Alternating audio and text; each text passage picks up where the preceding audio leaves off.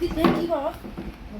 আরে আমাদের যে পিছনে পড়ে যে সুমা যে দিল্লি পড়তে গেছে না, ওইখানে গিয়ে প্রেগনেন্ট হয়ে গেছে না। আমার পিছনের বিল্ডিং এ শ্যামন্ত বৌদি কইছে তাদের ঘরে বলে সাউন্ড বক্স বাজে বলে সেই বলে আনন্দ করতেছে। এটা নিয়ে আনন্দ করতেছে।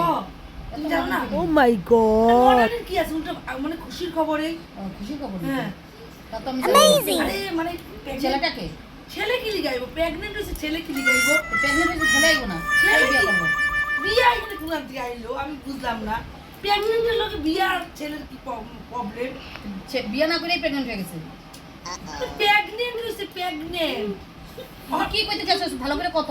আরে মানে এসে গেছে লোক রে, কি তাই চাকরি করে না আমি এটা এখন বেশি পয়সা পাইবো। ও পার্মানেন্ট হয়ে গেছে। ও তো এইটা সরি প্রেগনেন্ট সরি, হয় এইটাই মিস্টেক হয়ে গেছে।